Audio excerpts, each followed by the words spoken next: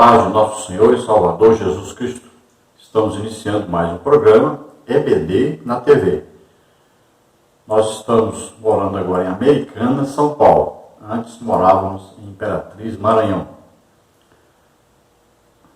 Se você deseja nos convidar, nosso telefone ainda continua o mesmo, o DDD 99, o telefone 991520454.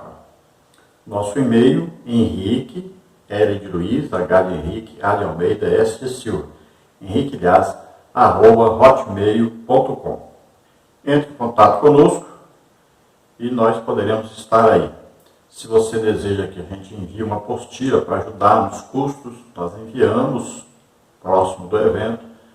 E aí você repassa essa apostila e com esse repasse você consegue pagar todo o seu evento. Eu estou desempregado já há 3 anos e 8 meses, trabalho exclusivamente para Jesus. Então posso viajar qualquer dia, posso ficar tempo. Então você nos convide, estaremos aí. Nós ministramos em várias áreas, tanto escatologia, missões, família, EBD, EBO e várias outras coisas. Então nos convide, nós estaremos aí com todo prazer, participando, ajudando do que for possível. Também nós oramos, Jesus tem curado mais de 100 pessoas toda semana. Oramos por batismo no Espírito Santo, oramos muito por curas, libertações. Então você nos convide, estaremos aí. Se você quiser fazer um seminário de dons do Espírito Santo, também nós ministramos nessa área. Também ministramos sobre evangelismo, sobre missão no lar, aquele trabalho feito dos lares, e muitas outras coisas. Então, nos convide, nós estaremos aí com todo prazer. Temos aí pregado em vigílias, temos pregado em sítios, e por toda parte, onde você desejar, em cruzadas evangelísticas. Jesus tem salvado, em média, mais de 20 almas toda semana, onde nós temos estado. Graças a Deus, Deus tem feito maravilhas por toda parte. Nós estivemos agora, neste domingo, com os irmãos ali da congregação Parque da Liberdade, Americana, São Paulo, com o pastor Emerson. Ali fizemos a palestra e ali Jesus curou muitos irmãos, graças a Deus. Então nos convide, nós queremos estar aí com você, no seu evento aí na sua igreja. Você entra em contato conosco, aí está nosso telefone, 999520454. Eu moro em Americana, São Paulo. Nós estamos estudando neste trimestre, quarto trimestre de 2019, nas revistas da CPAD, com o tema O Governo Divino em Mãos Humanas, Liderança do Povo de Deus em primeiro e segundo livro de Samuel. Nós temos como comentarista da CPAD deste trimestre pastor Osiel Gomes, que é pastor-presidente ali no bairro Tirirical, em São Luís, Maranhão. Hoje nós vamos estudar a lição de número 12, que tem como título A Rebelião de Absalão. Então nós vamos ver que a própria palavra, o título da lição, fala sobre rebelião. O profeta Samuel havia dito já que o pecado de rebelião é como o pecado de feitiçaria. Então, Absalão, ele estava, na verdade, cometendo já o mesmo pecado que Saul cometeu. Absalão não parecia em nada com seu pai Davi, mas estava parecendo muito com o rei Saul. Veja que Saul permaneceu no governo depois que Deus o rejeitou. Ele permaneceu, na verdade, estava usurpando o trono, que já pertencia a Davi. E veja bem, que ele, sabendo que Davi era o escolhido de Deus, o que ele fez? Ele intentou matar Davi. Agora nós vamos ver que Absalão quer o lugar do seu pai, quer usurpar o trono, e ele vai chegar até a fazer uma guerra contra o seu pai. A intenção dele era matar Davi. Assim como Saul quis matar Davi, vamos ver que também, agora o seu filho Absalão, quer matar o seu pai Davi. Então a maneira de agir de Absalão é parecida com a maneira de agir de Saul. Saul perdeu a unção, né, e Absalão nem unção recebeu para ser rei. E nós vamos ver que Davi age da mesma maneira com Absalão, como ele tinha agido com Saul. Veja bem, teve a oportunidade de matar Saul, não matou. Davi também dá ordens a seus empregados: não matem Absalão. Então, o que Davi fez para usurpar o trono, tomar o trono de Saul? Nada. Falou mal de Saul? Não. Se rebelou? Não. Esperou pacientemente. Diz: quem está me dando o rei é quem? É Deus.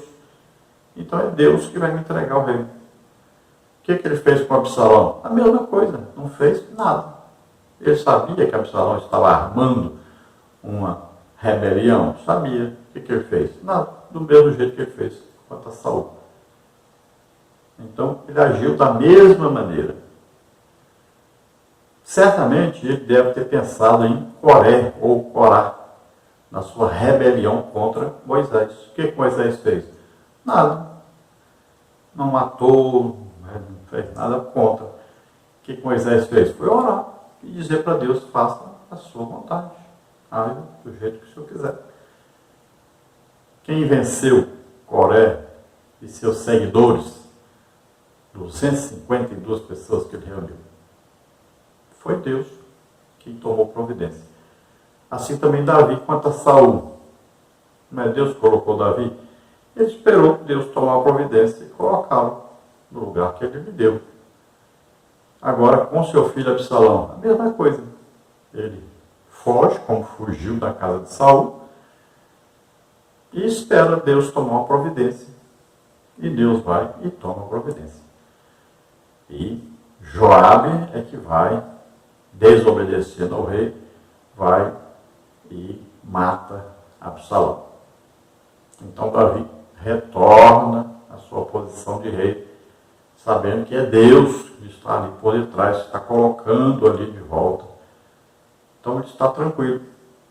Não teve que fazer rebelião, não teve que matar ninguém para assumir uma posição que é Deus que lhe deu.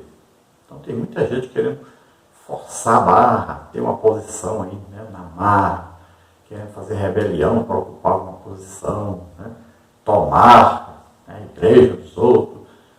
Não. Se é de Deus, Deus vai tomar uma decisão, Deus vai tomar uma providência e vai colocar você, se é você que é para ser colocado. Não precisa fazer isso.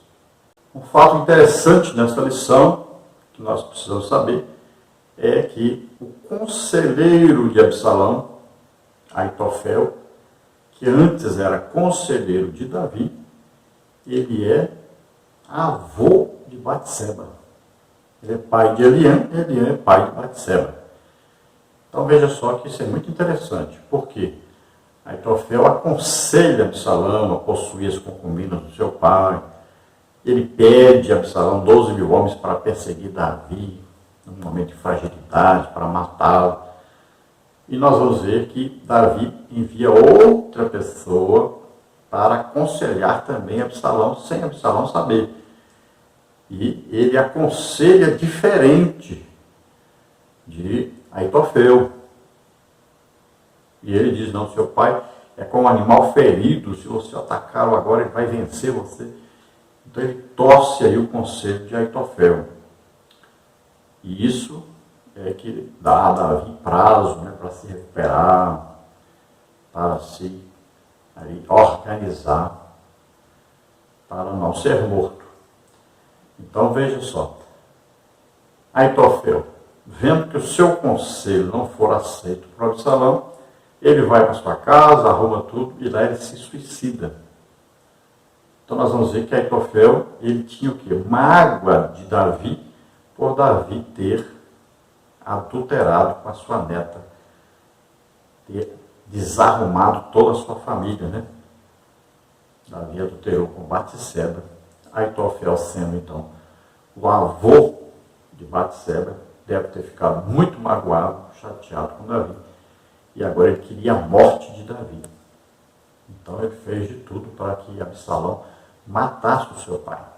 Então, na conta das mortes, né, por causa do adultério de Davi, nós podemos colocar mais esta, que é a morte de Aitofel. Outra coisa muito interessante a observar nessa lição, que fala então de honrar os pais, né? Absalão deveria honrar o seu pai. E honrar pai e mãe, nós vemos que Jesus ensinou que não é só obedecer, não é só tratar bem, não é só respeitar. Jesus ensinou que manter financeiramente os pais idosos está dentro deste mandamento, honrar pai e mãe. Porque Jesus falou exatamente isso com os judeus, né? Com os sacerdotes ali, com os líderes judaicos. Diz, olha, vocês estão dizendo aí que aquilo que poderia seu pai, sua mãe aproveitar de você é corban, ou seja, uma oferta que vocês dão no templo. Então vocês não vão deixar de dar a oferta para ajudar seu pai e sua mãe. Então vocês estão descumprindo o mandamento de Deus, estão pecando. Porque é mais importante para Deus você honrar seu pai e sua mãe, dar para eles esse dinheiro, ajudá-los financeiramente, do que dar esse dinheiro no templo. Veja só que coisa impressionante. Não é? Então, nenhum filho pode deixar o seu pai e sua mãe passando fome, passando necessidade. Senão ele estará pecando. Então, são alguns pontos interessantíssimos dentro da lição para nós aprendermos. Vamos ao texto áureo, então, que está em 2º livro de Samuel, 15:6. E desta maneira fazia Absalão a todo Israel que vinha ao rei para juízo. Assim furtava Absalão o coração dos homens de Israel. Então nós vamos ver a preparação de Absalão com a intenção de usurpar o trono do seu pai. Então primeiro ele vai andar acompanhado por várias pessoas, né? Muitas pessoas acompanhando, como se ele fosse muito importante. Ele se comporta como juiz, embora não fosse. Ele se comporta como se fosse ungido de Deus para governar, mas nunca foi ungido para isso. E ele começa a agradar as pessoas, dizendo que elas têm causas, mas não tem ninguém para julgar as causas, sendo mentira, né, enganando o povo. Ele começa a dizer que se fosse ele que estivesse à frente, ele julgaria diferente, ele sempre apoiaria o povo. Então ele começa a fazer política, né? Hoje tem muitos políticos que parece que aprenderam com Absalão. Dentro da própria igreja tem muita gente assim, né? Que sempre fica falando, se fosse eu, era assim, se fosse eu, fazia assim. Começa então a causar divisão no corpo de Cristo. Ao invés de estar ajudando quem está na frente, está atrapalhando, está tentando puxar o povo para si, querendo tomar a posição do outro. A verdade prática diz assim: a rebelião revela uma natureza depravada e apóstata contra Deus, visando apenas propósitos que contrariam a perfeita vontade divina. Então, a posição daquele que faz a rebelião é uma apostasia, ou seja, deixar a direção de Deus, a orientação de Deus, deixar a vontade de Deus. É querer forçar uma situação sem o consentimento de Deus, sem Deus tomar a frente, sem esperar em Deus. E nós sabemos então que a rebelião é o quê? É com o pecado da feitiçaria, olha só. O que é feitiçaria? É colocar-se debaixo da orientação de Satanás, é querer fazer com que Satanás é que tome uma providência, e não Deus. É tirar a autoridade de Deus, a direção de Deus, para pegar a autoridade, a direção de Satanás. Veja só que coisa terrível. Porque a pessoa não está se submetendo à vontade de Deus. mas está fazendo a sua própria vontade, sempre inspirado por demônios, na verdade. Vamos à leitura bíblica em classe, que está em 2º livro de Samuel 15, 1 a 18, que diz assim: E aconteceu depois disso que Absalão fez aparelhar carros e cavalos e 50 homens que corressem adiante dele. Também Absalão se levantou pela manhã e parava a uma banda do caminho da porta. E sucedia que a todo homem que tinha alguma demanda para vir ao rei a juízo, o chamava Absalão a si e lhe dizia: De que cidade és tu? E dizendo ele: De uma das tribos de Israel é teu servo. Então Absalão lhe dizia: Olha, os teus negócios são bons e retos, porém não tens quem te ouça da parte do rei. Dizia mais Absalão: quem me dera ser juiz na terra, para que viesse a mim todo homem que tivesse demanda ou questão, para que lhe fizesse justiça. Sucedia também que, quando alguém se chegava a ele para se inclinar diante dele, ele estendia sua mão e pegava dele e o beijava. Dessa maneira fazia Absalão a todo Israel que vinha ao rei para juízo. Assim fortava Absalão o coração dos homens de Israel. E aconteceu, pois, ao cabo de 40 anos, que Absalão disse ao rei: Deixa-me ir pagar em Hebrom o meu voto que eu votei ao Senhor. Porque morando eu em Jesus, na Síria, votou teu servo um voto dizendo: Se o Senhor outra vez me fizer tornar a Jerusalém, servirei ao Senhor. Então lhe disse o rei: Vá em paz. Levantou-se, pois, e foi para Hebrom. E enviou Absalão espias por todas as tribos de Israel, dizendo: Quando ouvirdes o som das trombetas, direis: Absalão reina em Hebrom. E de Jerusalém foram com Absalão 200 homens convidados, porém iam na sua simplicidade, porque nada sabiam daquele negócio. Também Absalão mandou vir Aitofel, o Gilodita, do conselho de Davi, à sua cidade de Gilo, estando ele sacrificando seus sacrifícios, e a conjuração se fortificava, e vinha o povo e se aumentava com Absalão. Então veio o mensageiro Davi, dizendo: O coração de cada um em Israel segue Absalão. Disse, pois, Davi a todos os seus servos que estavam com ele em Jerusalém: Levantai-vos e fujamos, porque não poderíamos escapar diante de Absalão. Dai-vos pressa a caminhar, para que, porventura, não se apresse ele e nos alcance e lance sobre nós algum mal e fira a cidade a fio de espada. Então os servos do rei disseram ao rei: Eis aqui os teus servos para tudo quanto determinar o rei, nosso senhor. E saiu o rei com toda a sua casa a pé, deixou, porém, o rei 10 mulheres concubinas para guardarem a casa. Tendo, pois, saído o rei com todo o povo a pé, pararam num lugar distante, e todos os seus servos iam ao seu lado, como também todos os quereteus e todos os pereteus e todos os geteus, 600 homens que vieram de Gate a pé, caminhavam diante do rei. Então, nessa lição, nós vamos ver sobre isso que nós lemos, né? Vamos ver aí o comentarista, o pastor Ziel, o que comentou a esse respeito. Vamos ver detalhes aí sobre isso. É muito interessante estudar sobre essas atitudes, né, de Absalão, e nós vamos ver que a mesma maneira que Satanás usava, a mesma maneira usa hoje para causar aí divisões, rebeliões, tanto no governo humano quanto no governo da igreja. Então, nessa lição nós teremos aí tópico 1, o homem Absalão, subtópico 1, descrição, subtópico 2, em que consistia a causa da revolta de Absalão. No tópico 2, nós estudaremos a revolta de Absalão. Subtópico 1, a fraqueza do reinado de Davi. Subtópico 2, o Absalão político. Subtópico 3, proclamando-se rei. Subtópico 4, a lealdade dos servos de Davi. No tópico 3, nós vamos estudar a morte de Absalão. Subtópico 1, coração de pai. Subtópico 2, o preço da rebelião de Absalão. Vamos ver então aí a introdução da nossa lição, que diz assim: Nesta lição, discorreremos sobre a rebelião de Absalão. Não se tratava apenas de uma oposição ou resistência à autoridade, mas da síndrome do poder.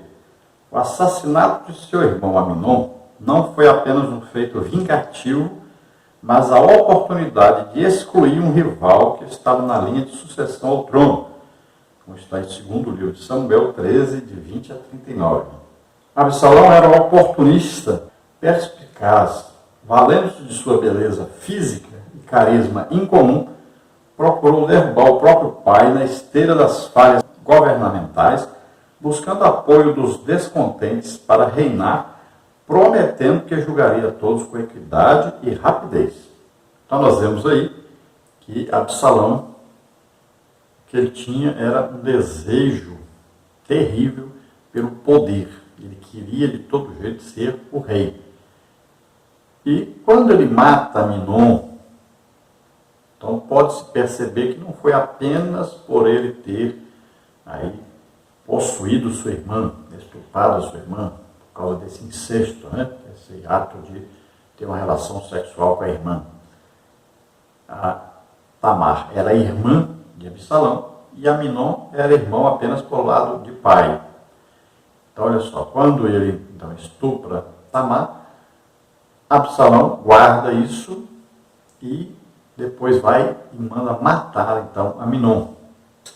Mas veja bem que não foi apenas por causa disso. No fundo do seu coração era também porque Amnon tinha mais direito a assumir o trono do que ele, Absalão. Então ele era o filho mais velho. Mas aí, olha, Absalão o mata e ele arruma então como desculpa o Amnon ter estuprado a sua irmã. Nós vemos que Absalão ele não tinha condições, qualidades espirituais, mas ele tinha qualidades físicas. Olha aí. Então era um jovem alto, forte, muito bonito, cabelos, né, que causava até inveja em todos. Então, ele se destacava pelo seu porte físico. É assim também que acontece muitas vezes, né? Vai aí uma pessoa que tem aí uma voz boa, sabe pregar bem, né? Então, o que ele faz? Ele quer conquistar o coração do povo. E daqui a pouco ele sai da sua igreja e vai abrir outra igreja. E aí tira o povo da outra igreja. Causa divisão, rebelião, confusão, né? Aí crentes xingando uns aos outros. É uma coisa terrível isso. Alguns aí usurparam, até roubaram, né, fios de energia, instrumentos de outra igreja para fundar outra igreja. Foi uma confusão doida. Então, quantos deixaram aí de ser crentes? Quantas almas foram perdidas por causa dessa rebelião? Então, as coisas poderiam ser feitas de outra maneira, né? Sem confusão, sem rebelião. Porque, na verdade, no fundo, as pessoas querem trabalhar, né? Querem crescer, desenvolver. E, muitas vezes, a liderança está impedindo. Então, o que falta é mais diálogo, mais oração, jejum, né? Conversarem, chegarem a um acordo, né? E fazerem a obra de Deus crescer, o reino de Deus crescer. Mas não precisa disso de rebelião, não precisa dessa confusão, de inimizades, nada disso. Então, Absalão, além de usar então o seu porte físico, né, o seu carisma, todos se agradavam da sua conversa, do seu jeito, né, além de se aproveitar disso, ele prometia que julgaria as causas, faria justiça, né, que seria rápido para julgar as questões, que ele queria que o povo vivesse da maneira que o povo gostaria de viver. Então ele falava aquilo que o povo queria ouvir, como qualquer outro político, né? O político mente, engana, promete de tudo, sabendo que não vai cumprir, mas não é isso que o povo quer ouvir. Então ele fala aquilo que agrada as pessoas, aquilo que o povo quer ouvir, deseja ouvir, mesmo muito sabendo que não vai cumprir, mas vota nessas pessoas que prometem muito, né? Depois não fazem nada. Ou quando fazem para si próprios, né? Para enriquecimento próprio, não se importando com o povo. Vamos ver aí o tópico 1, o homem Absalão. Temos aí subtópico 1, descrição, subtópico 2, em que consistia a causa da revolta de Absalão. Subtópico 1, então, descrição. Absalão era o terceiro filho de Davi com Maacá, filha de Talmai, rei de Jesus, que nascera em Hebrom, segundo o livro de Samuel 3, 2 e 3. Davi teve seu primeiro filho com Ainoã, que é o Aminon, o primogênito. O segundo com Abigail, o Quileabe. Do hebraico, o nome Absalão significa o pai é da paz, segundo o livro de Samuel 3, 3. Duas coisas o distinguem: seus longos cabelos e sua aparência física, que era sem defeito, como está escrito no segundo livro de Samuel 14, 25. Absalão era o filho predileto de Davi. Tinha uma vida de luxo, pois estavam a seu dispor um carro e 50 homens que corriam diante dele. Tinha uma personalidade forte e capacidade para furtar o coração do povo, como está em 2 Samuel 15, 1 e 6.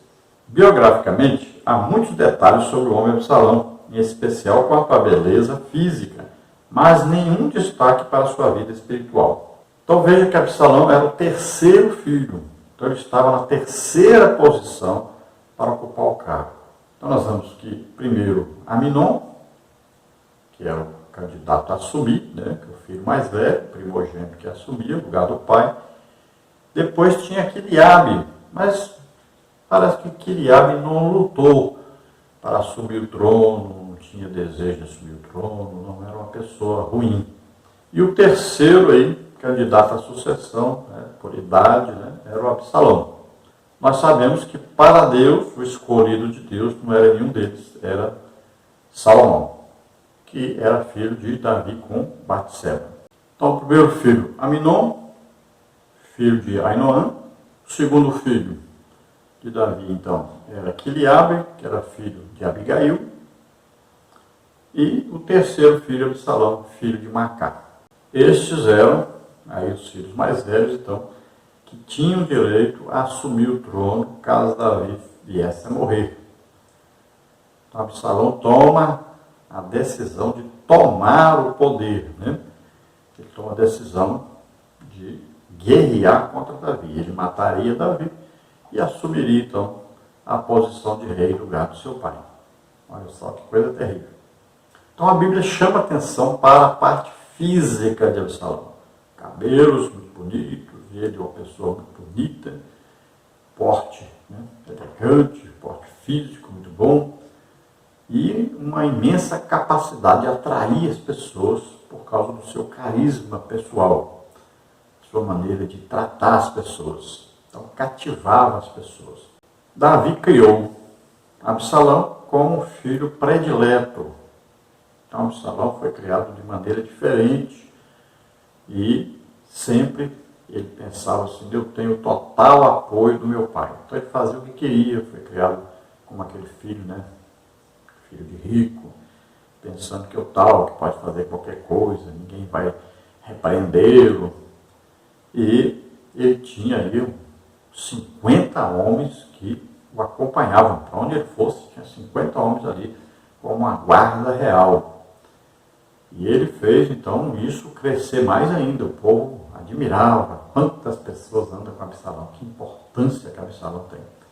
Então, a Bíblia fala muita coisa sobre, então, a parte física, a parte política, a capacidade de atrair as pessoas.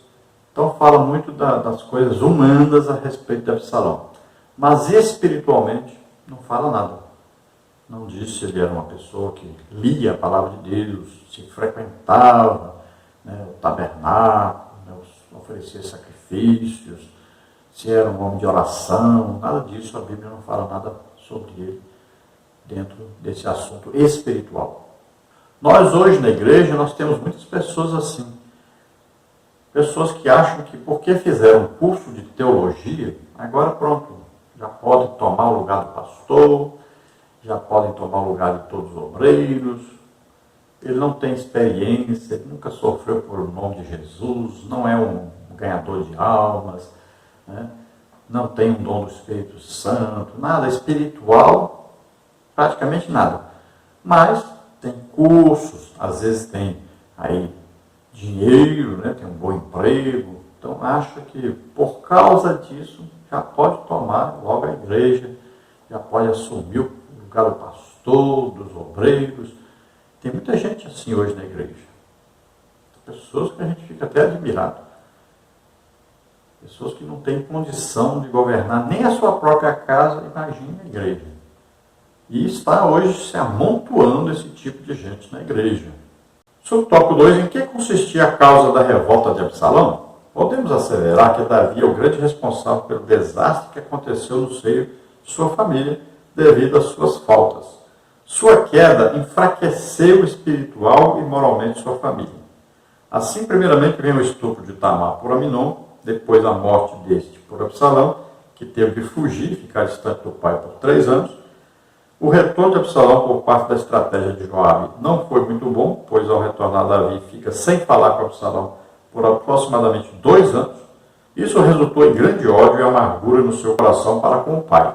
Nada justifica o procedimento errado dos filhos, mas por vezes os pais contribuem para que eles tomem o caminho da rebeldia deliberada, como está em Efésios 6,4. Então é aquilo que diz a Bíblia: pais, não provoqueis a ira dos seus filhos. Então veja que aquele caso do incesto, então, de Aminon com Tamar, aí Absalão sendo irmão de Tamar, e o Absalão amava tanto a irmã que ele tinha uma filha chamada Tamar também. Veja só que Absalão, então, vinga isso, ele manda matar Aminon, aí ele foge e fica 3 anos fora, esperando que seu pai mandasse buscá-lo, ele mandou colocar fogo lá na roça do Joabe, para poder forçar o Joabe a interceder por ele junto a seu pai Davi. Joabe vai então, intercede, inventa toda uma história, manda uma mulher lá, e Davi manda chamar de volta Absalão, mas fica sem falar com Absalão por 2 anos, veja só. Então, esse filho passou 5 anos afastado do pai, pensando então que o seu pai, na verdade, não o amava, não tinha perdoado, na verdade, a ele, e alimentando então uma estratégia de como então assumir o lugar do pai. Olha só, ele passou a odiar o seu pai. Então veja que Davi também tem culpa e muito nessa situação. Não foi o pai correto. Então, repreendeu o filho, tudo bem. Mas também 5 anos, aí praticamente sem falar com o filho, aí é absurdo. Então essas inimizades existem muito nas famílias, Às vezes um irmão com o outro passa tempo sem falar com o outro. Tem um negócio de ficar de mal com o outro, Isso vai criando ódio na família. Às vezes primos, às vezes tio com sobrinho, São parentes.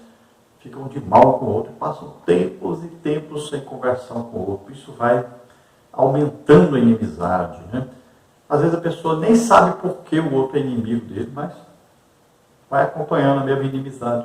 Se um não procura, o outro também não procura, e vai assim. Isso existe muito. E dentro da igreja existem vários obreiros dessa situação. Obreiros que estão zangados com outros obreiros, não conversam com o outro,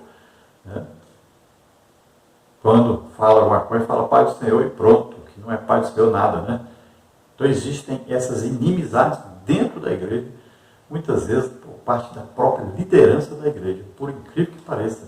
São mágoas, rancores, coisas guardadas aí, inimizades, ao invés de se unirem para que a obra de Deus cresça, estão aí dividindo o corpo de Cristo, muitas vezes falando mal um do outro, e estão eles mesmos atrapalhando a obra de Deus. Vamos ver agora então o tópico 2, a revolta de Absalão. Subtópico 1, a fraqueza do reinado de Davi. Subtópico 2, Absalão político. Subtópico 3, proclamando-se rei. Subtópico 4, a lealdade dos servos de Davi. Subtópico 1, então, a fraqueza do reinado de Davi. O que se desenrola nesse capítulo ainda é resquício do pecado cometido por Davi. Como falou Natã, sua vida seria marcada por inúmeros problemas, segundo o livro de Samuel 12, 10 e 12. Davi, ao ocultar seu duplo pecado, pôs-se a levar uma vida relaxada, tanto espiritual como publicamente, e ele não estava mais julgando as causas como deveria. Os problemas do reino acumulavam-se e aumentando grandemente a insatisfação do povo. O servo de Deus deve fazer de tudo para proceder corretamente perante Deus e o povo, pois a fragmentação de sua vida moral e espiritual pode abrir portas a uma tempestade incontrolável, levando-o a significativas perdas. Daí a exigência de Paulo: sejamos irrepreensíveis, como está em 1 Timóteo 3,2. Se Absalão conseguiu conquistar o coração das pessoas, dizendo que ia fazer justiça a eles, que ia julgar a causa deles, que ia ajudá-los, né? Então é porque as causas que eles levavam a Davi não estavam sendo julgadas rapidamente e nem estavam sendo julgadas com justiça. É o que nós podemos deduzir. Porque se estivessem, o povo não iria para o lado de Absalão. Então, com certeza havia problemas. Davi tinha seus servos para fazer isso, julgar as causas, ajudar nesse trabalho, e ele tomava as decisões, né, que eles não conseguiam tomar. Então, o que estava acontecendo? Depois que ele teve esse problema com Batseba, esse adultério, o assassinato de Urias, né, tantos problemas com a família, então parece que ele foi se afastando mais e mais e mais das decisões e também de julgar retamente com justiça. Então parece que ele teve problema, né, de ordem moral, né? Aquela autoconfiança que a pessoa tem, né? Por quê? Como é que se consegue essa autoconfiança? Quando se está bem com Deus. Então a pessoa acha que, estando bem com Deus, ele vai poder resolver melhor as coisas. E é assim que acontece mesmo.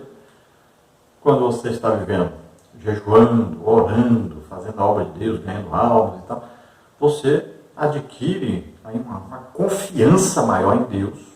A gente fala autoconfiança, mas para o crente essa autoconfiança é a confiança em Deus, na verdade. Não é confiar em si próprio, mas em Deus. Então, o que estava acontecendo com Davi? Quando nós vemos que ele abandona, por exemplo, o palácio, foge de Absalão, o que era na verdade? Ele estava dizendo assim: eu não estou em situação boa com Deus, Deus está querendo colocar outra pessoa para reinar no meu lugar. É isso que ele pensou. Então Deus vai fazer do jeito que ele quiser. Se ele quer colocar outro, deixa ele colocar outro. Por quê? Ele estava ainda em dúvida sobre o perdão de Deus. Deixa só. Isso aí é bem claro, né? A gente entende claramente. Quando ele toma a posição de fugir e deixar Absalão tomar o governo, ele está dizendo: Deus quer me tirar e quer colocar Absalão. Então, se é assim mesmo, é melhor eu sair e Absalão assume. Porque se ele estivesse mesmo em comunhão com Deus, ele jamais abandonaria a cidade, jamais abandonaria o governo. Porque ele tinha forças suficientes para se defender. Ele tinha capacidade de acabar com a rebelião de Absalão. Não vamos pensar que Davi não sabia de nada que Absalão estava fazendo. É claro que sabia. E ele deixou correr. Então, o que Davi pensava? Acabou o meu reinado, Deus quer tirar o meu reinado. Então ele ficava ainda com aquela acusação na cabeça do pecado que ele cometeu. Na verdade, dos pecados, né? Ambicionou, né? Desejou a mulher do próximo, ele adulterou, ele matou. Então veja só, tudo isso estava na cabeça dele e ainda não sentia o real perdão de Deus.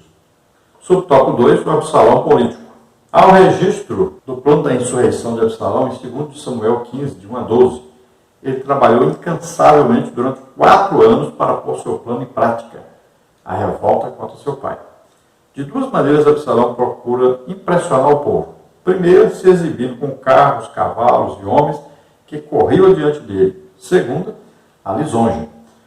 O Absalão político agia da seguinte maneira: demonstrava o espírito de grandeza. Era comum aos reis do Oriente terem servos que iam diante de seus carros, que por vezes variavam de 3 a 4 homens.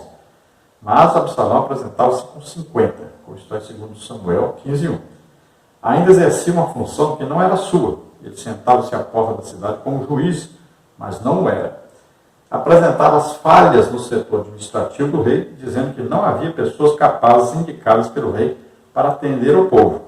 Depois fazia falsa bajulação.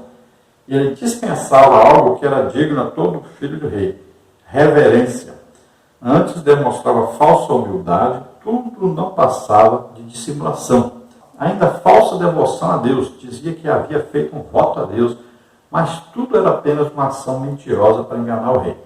Finalmente, a habilidade em ser sagaz. As pessoas se deixaram levar por toda essa ação sagaz, sem que percebesse seu real significado.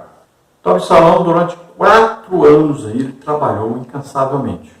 Levantava cedo, dormia tarde, fazendo com que o seu plano fosse levado adiante, que era tomar, então, o reinado do seu pai. E ele trabalhava com 2 armas principais. Mostrava-se poderoso, né? Andava com 50 homens aí, e todos olhavam e diziam: Absalão é muito importante. Então mostrava um poderio, né? Que era uma pessoa muito importante e que tinha valor muito grande no reino. Também ele se comportava com a lisonja, né? Agradando as pessoas. Ele beijava as pessoas, estendia a mão, beijava. Quando as pessoas queriam se inclinar diante dele, porque ele era filho do rei, ele nem deixava as pessoas se inclinar, não. Ele mostrava-se uma pessoa humilde, né? Aí ia lá, pegava, puxava a pessoa, se abraçava com a pessoa. Perguntava para as pessoas: o que vocês vieram fazer aqui? Ah, vocês têm um problema? Eita, aqui os administradores não sabem julgar as causas direito, não ajudam vocês, não resolvem o problema, demora para resolver. Né? Depois ele começa então a dizer: ah, se fosse eu. Então, primeiro, ele usa a tática de conhecer o problema das pessoas e se solidarizar com elas. Depois, ele vai usar a tática de dizer: ah, se fosse eu julgaria diferente, seria rápido e sempre estaria do lado do povo. Então, as pessoas começaram a gostar do que Absalão falava. Né? Era o que eles queriam ouvir. Então ele começou a fazer o que não era chamado para fazer. Ele não era juiz para julgar nada. Mas ele começou então a julgar as causas. Para quê? Para que quando essas pessoas chegassem lá na administração de Davi, chegassem a Davi, lá seria um lugar diferente. Então falaram: se fosse o Absalão, era diferente, tá vendo? Ele falou que era para fazer assim, já que mandaram fazer de outro jeito. E ele sempre falava aquilo que agradava as pessoas. Então eles começaram a comparar e dizer: nós temos que colocar o Absalão. Muito inteligente a tática dele, né? Porque é uma inteligência aí o quê? Inteligência maligna, na verdade. Então, estava sendo inspirado, né, por Satanás. E assim tem muita gente hoje na igreja fazendo. Começa a roubar, né, o coração do povo. Começa a concordar. Né? Não, você tem problema não, você adulterou. Não, você não pode ficar assim muito tempo. Não pode ser mais do que uma semana aí disciplinado, não. Você devia estar participando aí da Santa Ceia.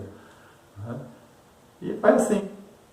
Ele vai torcendo as coisas, vai julgando, e as pessoas começam a comparar. Não, o julgamento de cá é muito bom, mas o de lá está muito duro, diferente. Começa a comparar então aquela pessoa com a outra. E daqui a pouco estão querendo provocar uma rebelião, tomar a igreja dos outros. Né? Veja só, acontece dentro da igreja tudo isso. E Absalão, para assumir então o governo, ele mente para o seu pai, ainda usa o nome de Deus, dizendo que fez um voto quando estava fugido, né, do pai, que ele esteve na região lá da Síria, e ele então diz que vai fazer um voto em Hebrom. Por que Hebrom? Porque é onde seu pai, Davi, assumiu o governo de Israel. Então é importante ir para lá. E veja que ele ainda usa a tática de mandar espias, né? Pessoas que vão influenciar o povo. Quando dissesse, Absalão agora é o rei. Então, essas pessoas iam influenciar, onde é que eles estivessem, influenciavam as pessoas. E todos, então, iam apoiar o governo de Absalão. Então, sob o tópico 3, proclamando-se rei. Absalão foi para Hebrom com permissão de seu pai, mas ele o fez com falso pretexto para comandar de lá seus emissários. Ele preparou esses homens e ao seu sinal, ao som de trombetas, deveria ser proclamado a todo Israel: Absalão, rei de Hebrom. Por que Hebrom? Esse jovem sabia que no seu histórico, Hebrom estava ligada com a monarquia de Israel. Foi nela que seu pai fora coroado rei, segundo o livro de Samuel 2, 4 e 5 e 3. E que seu reinado durou ali 7 anos e meio. Absalão tinha consciência de que havia, da parte de Judá, um sentimento muito especial por esse lugar. Estrategicamente buscava apoio naquela região. Ele fez um convite especial para 200 pessoas escolhidas a dedo, que eram de influência, mas não sabiam de nada. E levou também um dos conselheiros do rei Davi, Aitofel. Desse modo, estava montado todo o projeto para a conspiração de Absalão. Então, olha só, Absalão vê seu pai assumir o governo em Hebrom. Ali, ele reinou durante 7 anos e meio. Então, ali é que ele deveria assumir o reinado no lugar do seu pai.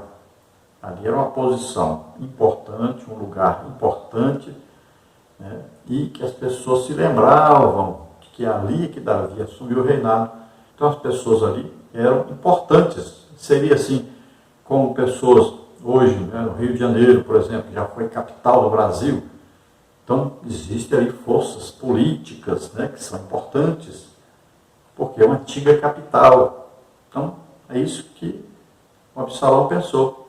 Essas pessoas que moram lá vão me apoiar e isso vai ser importantíssimo para mim reinar no lugar do meu pai. Então ele foi para Hebrom e lá então ele reúne. Ele chama 200 pessoas que nem sabiam que ele ia assumir o trono, mas eram pessoas importantes no reinado. E ele escolheu, disse, olha, esse aqui não vai me apoiar de jeito nenhum, então esse eu não vou chamar. Esse aqui, ele estando lá, ele vai me apoiar. Então escolheu pessoas importantes, 200 pessoas importantes, e chama para lá, eles vão, e ele manda espias por toda parte, então pessoas então, que vão influenciar em todos os locais onde eles estiverem. São pessoas importantes, que têm autoridade no reino, né? Então, quando o povo souber que Absalão vai reinar agora, então aquela pessoa que estava ali vai dizer, olha, nós somos lá, né? Aí, chegados a Davi e tudo, e nós estamos apoiando realmente, Absalão está assumindo o reinado realmente. E aí todo mundo apoiaria a revolta, então, de Absalão, sem nem saber que era revolta. Absalão também leva Aitofel. Então nós cremos que Aitofel, por ser avô de Batseba, ele tinha uma mágoa profunda com Davi, por causa do adultério, e ele queria ver Davi morto. Então, ele pega o conselheiro Aitofel para o acompanhar. Então, aqueles conselhos que Aitofel dava para Davi, agora Aitofel daria conselhos para Absalão. Todo mundo veria assim, olha, aí o conselheiro do rei Davi, agora conselheiro de Absalão. Então, quer dizer que Absalão realmente está no governo e ainda com o apoio do pai. Só pode ser isso. Então, olha só a inteligência, né, aí, diabólica do Absalão. Aitofel, pelo que nós vemos então, ele vai aconselhar depois de Absalão, né? E ele estava certo no seu conselho. O seu conselho era aproveitar que Davi estava fragilizado e matá-lo. Veja só que Aitofel então odiava Davi. E Aitofel ainda aconselhou Absalão a ter relações sexuais com as concubinas do seu pai para mostrar, né, que ele era realmente o rei. Isso cumprindo já a palavra de Deus, né, que diz para Davi: você fez isso oculto, mas eu vou mostrar isso perante todos, eu vou fazer publicamente. Você ficou com a mulher de Urias escondido, pois eu vou colocar um da sua casa para ficar com as suas mulheres, e é publicamente. Então nós vemos aqui que Aitofel dá conselhos, esse conselho de ficar com as concubinas, aí o Absalão segue, mas o conselho de atacar seu pai ele não segue, porque ele ouve o conselho de outro conselheiro que Davi tinha introduzido ali, né, para poder atrapalhar os conselhos de Aitofel. E aí Aitofel se sente humilhado porque aconselhou e o rei não seguiu o seu conselho de procurar matar Davi logo. Preferiu outro conselho que dizia que Davi estava com um animal ferido, que se atacasse ele estava forte, mataria todos, né, e derrotaria o exército de Absalão. Então Absalão segue esse conselho. Aitofel, chateado com isso, vai embora, arruma sua casa e se suicida devido a isso. Então nós vamos ver que muitas vezes na igreja acontece isso. Onde esses rebeldes procuram assumir, então, a divisão na igreja? Eles vão para a antiga sede, né? Tem duas sedes, a antiga e tem a nova. A nova não tem jeito, que aí o pastor está ali. O que eles fazem? Eles vão para a antiga sede e lá, então, eles conquistam o coração daquelas pessoas que eram da sede antes. E as pessoas já estão chateadas, porque antes era a sede, agora não é mais, né? E aí começam a torcer ali o coração das pessoas. É uma estratégia diabólica que eles usam. Então se deve tomar muito cuidado com isso na igreja. Sempre tem esses grupos e sempre estão aí tramando alguma rebeldia, alguma divisão. Subtópico 4, a lealdade dos servos de Davi. Ao tomar conhecimento da ação do seu filho Absalão, Davi apronta para fugir.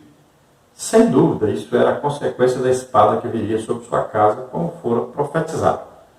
Ao sair Davi de Jerusalém com seus amigos, a primeira parada que faz é em frente ao Monte das Oliveiras, que tem ligação com a Via Dolorosa, Lucas 22, 39. Junto com Davi vai muita gente, mas o texto faz um destaque à lealdade de um estrangeiro de Gate, cujo nome era Itai. Davi insistentemente solicita que ele volte a ter com o rei, Absalão, o que ele não faz, mas se coloca à sua inteira disposição com toda a fidelidade, afirmando que ficaria ao seu lado, quer fosse para a vida, quer para a morte. Segundo o livro de Samuel 15, 21. Isso tocou profundamente o coração de Davi, pois tal posicionamento deveria partir, isto sim, do seu filho. Então veja que Davi se lembra, né, que existe então aquela maldição de Deus sobre ele e sua família, que a espada jamais se apartaria da sua família. O que Davi pensa agora? Absalão vai me matar. Ele não tem mais aquela confiança em Deus, não tem mais aquela intimidade com Deus. Ele se vê agora sempre como aquele pecador que adulterou, que matou, né? E ele mesmo não tinha se perdoado pelo que nós vemos. E não acreditava que Deus realmente tinha perdoado a ele. Então ele começa a achar que ele está numa posição que Deus não quer que ele esteja, assim como Saul governou tantos anos, né, depois de rejeitado por Deus. Então, ele vai aceitar sair para que seu filho reine em seu lugar. E ele pensa logo que seu filho vai matá-lo. Imagine aí o sofrimento, a angústia de Davi, saber que o seu próprio filho agora viria atrás dele para matá-lo. Imagine, que situação difícil.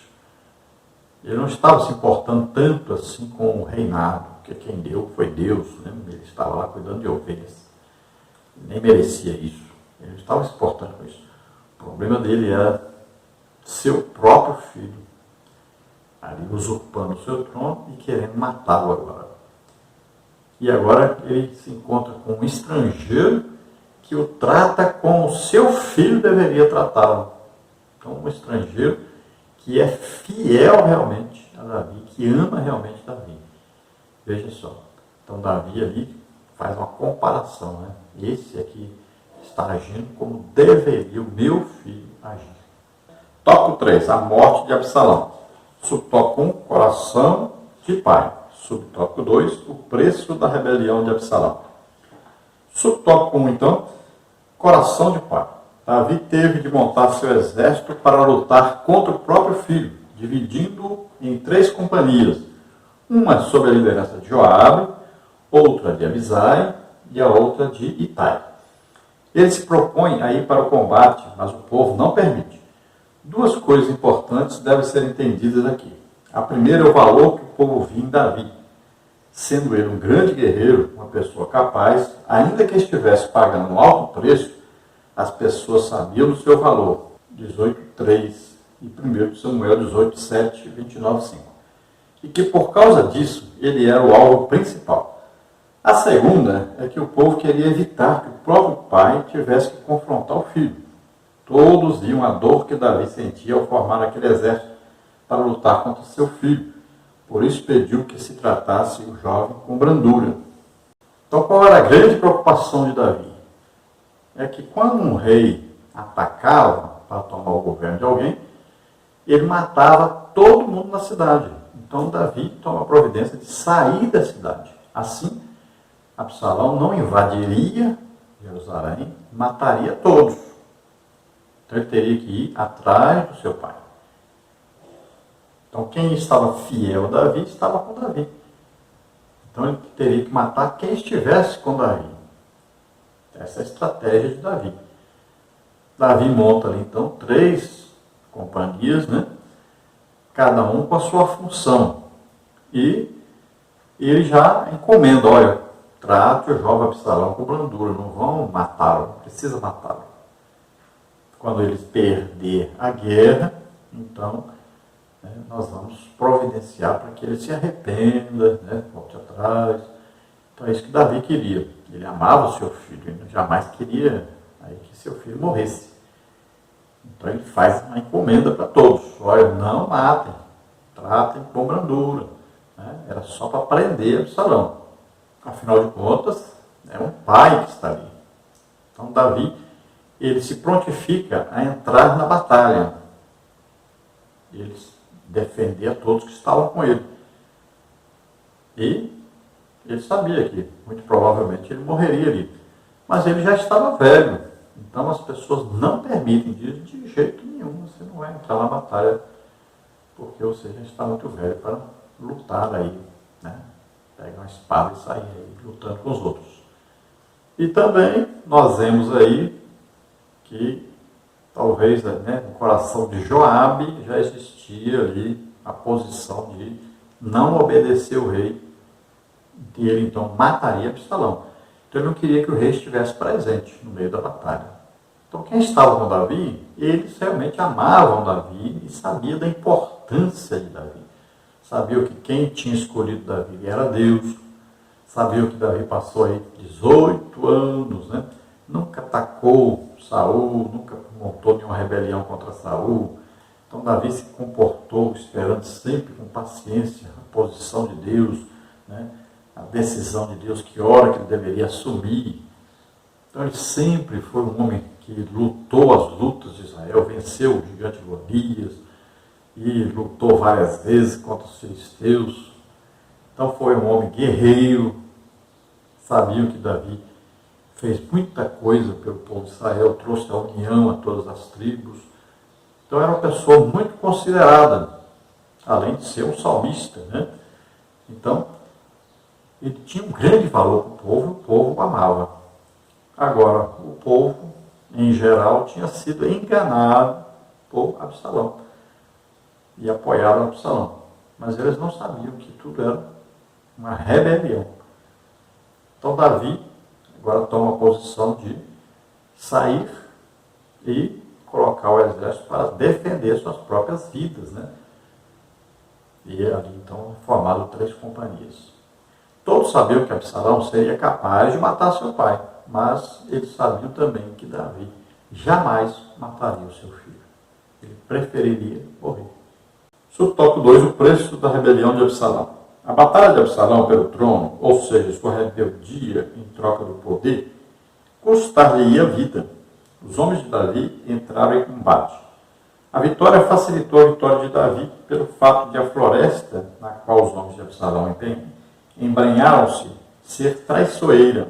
Em alguns relatos bíblicos, forças naturais contribuíram para que o povo do Senhor fosse vitorioso, como lama, insetos, doenças, o que prova que Deus age como Ele quer. 20.000 homens de Absalão foram abatidos, segundo Samuel 18, 7 e 8. Vendo que estava perdendo a batalha, fugiu sobre um mulo, mas acabou preso nos ramos de um grande carvalho, suspenso pelos camelos entre o céu e a terra. Joabe tomou conhecimento da situação de Absalão, irando-se, porque o homem que lhe trouxe a notícia não o matara. O mensageiro lhe disse que não poderia ter feito isso, ainda que fosse para ganhar 1.000 moedas de prata, pois tinha ouvido o pedido do rei. Joabe então foi até Absalão e traspassa-o com dardos. Depois disso, o combate termina. O fim de Absalão foi trágico, porque ele agira como usurpador rebelde pela lei, deveria morrer, como está em Deuteronômio 21, 18, 21, 23, 2 Samuel 17, 2 e 4. Toda rebeldia tem seu preço, por isso melhor é sempre evitá-la.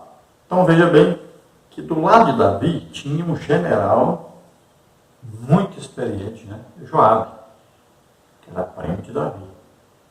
Imagine então que Absalão, se ele queria tomar o governo, ele tinha que ter pego os generais de Davi para o seu lado, porque numa luta a experiência, né, é que vale. Então, a estratégia do exército de Davi foi entrar por meio de uma floresta. Então, eles usariam a estratégia de, por exemplo, se esconder atrás das árvores, ficar no topo das árvores, né? E aí eles iam atacando o inimigo e iam vencendo. Foi assim que eles fizeram. E veja só que mais de 20.000 soldados de Absalão, né, morreram nessa batalha. Então, olha só, um povo que deveria ser o povo de Deus se matando uns aos outros. Uma coisa terrível. Toda rebelião, quando existe uma rebelião na igreja, sempre existem essas baixas. São pessoas que se desviam. Veja só, quantas almas se perdem por causa de uma rebelião dessas. E aqui, então, 20.000 homens aqui morreram. Olha só, devido a uma batalha que é absurda, né? Um filho querendo usurpar o trono do pai. Então aqui não é dito que Absalão ficou preso pelos cabelos, né? Mas pela cabeça.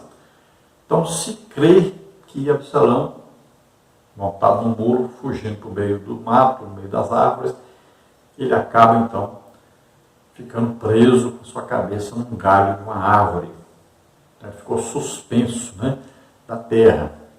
O muro saiu de debaixo dele, né, e ele ficou pendurado ali. Então se acredita que é por causa dos cabelos, como ele tinha os cabelos muito longos, né, e cabelos muito bonitos, e se acredita então que a cabeça dele se prendeu ali com os cabelos no galho então de uma árvore. O soldado corre para dizer para Joabe. Joabe fica chateado, nervoso. Por que você não aproveitou e matou ele? Agora pode ter escapado já. Mas Joabe vai até lá. E quando encontra então Absalão, ele crava em Absalão 3 dados aí que nós entendemos, lanças, né? 3 lanças matam Absalão. Veja que aquele homem foi fiel ao que Davi pediu. Davi disse que não poderiam matar Absalão. Mas Joabe, sendo, né, parente de Davi, parente de Absalão. Então Joabe, sabendo que se Absalão é poupado, pode ser que ele até mate Davi depois dentro do palácio.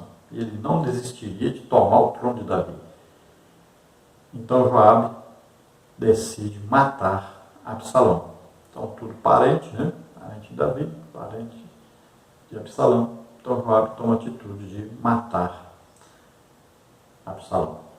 Então o correto é quando você souber que vai haver uma rebelião, quando você souber que tem alguém aí, né, falando mal, fazendo grupinhos e tal, para tirar o pastor, sai fora disso. Não fique no meio disso, não. Quem comanda a igreja é Deus. Se Deus quer que a pessoa saia, Deus dá um jeito. Ou a pessoa vai adoecer, uma doença terrível, ou a pessoa vai morrer, ou a pessoa mesmo vai tomar a decisão de ir para outro lugar. Alguma coisa vai acontecer, não se preocupe. Deus vê tudo, sabe tudo, Deus toma as providências. Não é nós que vamos fazer uma coisa. Então, afaste-se desse povo de rebelião. Quando você vê, é um abaixo-assinado para tirar o pastor. Não entre nessa. Saia disso, não participe disso. Seja sempre temente a Deus, sabendo que Deus está no controle de tudo. Não entre em rebelião. Rebelião é feitiçaria. Cuidado com isso. Não entre porque você vai estragar a sua vida e a vida da sua família. Conclusão. Com este episódio aprendemos que a rebelião aborrece a Deus. Evitemos, pois, o pecado da rebeldia. Busquemos a sabedoria e a prudência divinas, para que não experimentemos a ira do Deus justo e verdadeiro. Sejamos fiéis e santos. Então nós aprendemos aí que sempre esses rebeldes, se deram mal, foram amaldiçoados por Deus. Deus não quer que ninguém seja rebelde, participe de rebelião. Então não esteja entre esses. Não esteja no meio dessas pessoas que querem fazer aí passeatas, gritarias pelo meio da rua, pessoas que querem forçar aí alguma coisa acontecer, através da força. Não esteja entre essas pessoas, não. Esteja entre aqueles que buscam a reconciliação, daqueles que buscam resolver as coisas com diálogo, com aí o voto. É assim que se resolve. Não esteja no meio desse pessoal que fica fazendo baderna pelo meio da rua. Então lembre-se disso. Nunca esteja no meio de rebelião nenhuma. Vamos orar agora. Se você, ouvindo, assistindo, desejou entregar sua vida para Deus, vamos orar agora. Entregue sua vida para o Senhor. Você será agora salvo, perdoado por todos os seus pecados. E, se você está doente ou enfermo, nós vamos orar e você será curado. Acredite nisso e receba o seu milagre. Vamos orar. Pai querido, em nome de Jesus, nós agora te apresentamos essas vidas que se chegam a Ti. Recebe o Senhor como os filhos, nós te pedimos, escreve seus nomes no livro da vida, dá-lhes o Espírito Santo. Pai, aqueles que se chegam a Ti agora estão doentes, enfermos, em nome de Jesus nós ministramos sobre eles Tua cura. Ragrada custe forsta crame rafastrane, dagrada custe restem. Jesus levou na cruz nossos pecados, doenças e enfermidades. Em nome de Jesus, receba agora, receba a cura, em nome de Jesus. Toca, Senhor, deles agora. Solta essas vidas, em nome de Jesus, todo mal. Toca, Senhor. Ora grata, chura na nós. Em nome de Jesus. Amém? Glória a Deus. Aleluia.